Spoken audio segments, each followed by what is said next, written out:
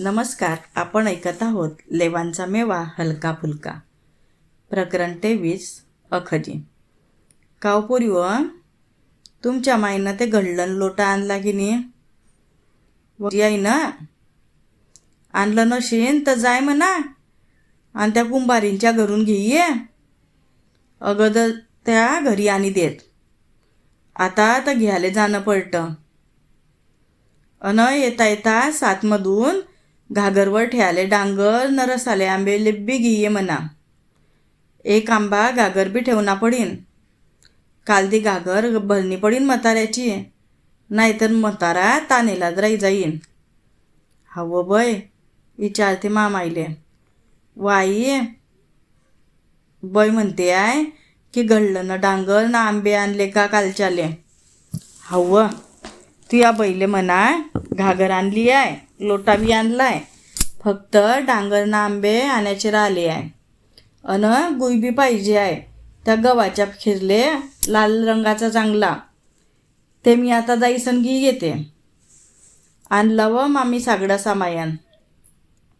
हां काल दी आता सगळं कसं नेमबंदी कर जावं माय. पित्तर कोण सांगलाय व पित्तर तर आपलाच सदरसा जाय तो गोंदी बोवा. सांगी आली मी त्याले. हां बरं केलं माय. वळायची दाय रात्री भिजू घाली ठेव जा, यात ठेव जावं पोरी हो. हो काळी ठेवली आहे व पोरी हो. आता तर काहीच नाही व. आम्ही जेव्हा लहान्या होतो ना तेव्हा खजी आली की आम्ही नुसत्या नाच्या कुद्याला लागत गैऱ्या खेळत. का बरं व बय काय करत होत्या तुम्ही? बसा मी सांगते तुम्हाला खजीची गंमत.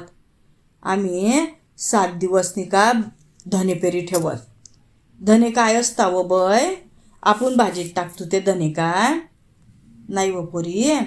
टोपलीत काही माती बरी आणत, आंब्या खालची आणि तिच्यामध्ये गहू पेरत आणि त्याच्यावर मोठं बघून असे ना ते झाकण देत.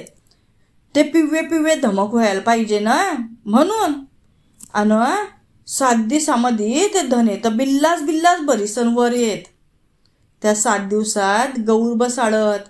लाकडाची गौर घडेल होती ना तिले बाहेर काढत, न्हाणत धुणत आणि पाटल्यावर बसाडत तिले.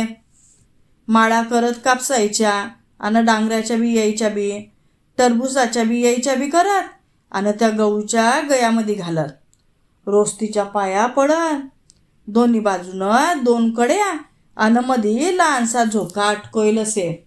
आम्ही तिले झोके बी देत आणि 7व्या दिवशी अखजीच्या दुसऱ्या दिवशी तिले धने लावत आणि आम्ही शेतामध्ये गिजात त्या गौरले.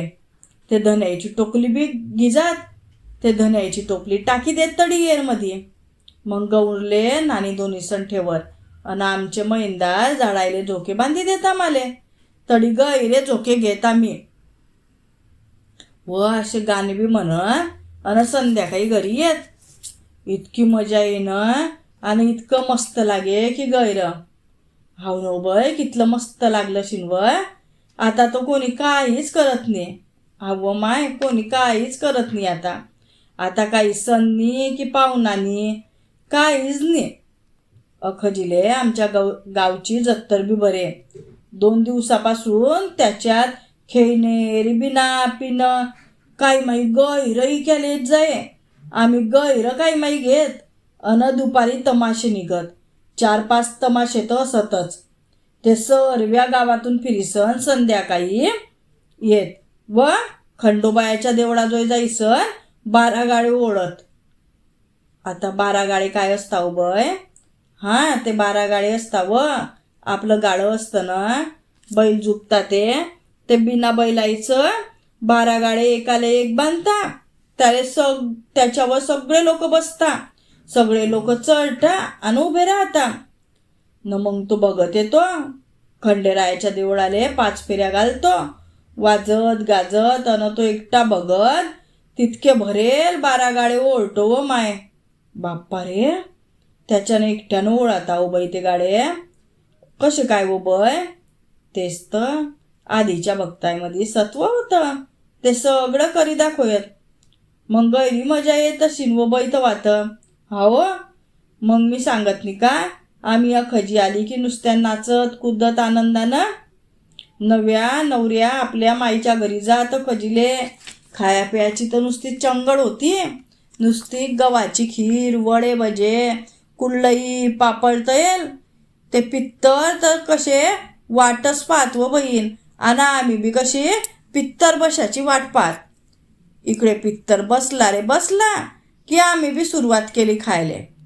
असे सण असत व मग खजीले सालदार बदलत. त्याचं साल अखेरचं ठरत जाई. आणि एका घरून सुटत न दुसऱ्या घरी लागत.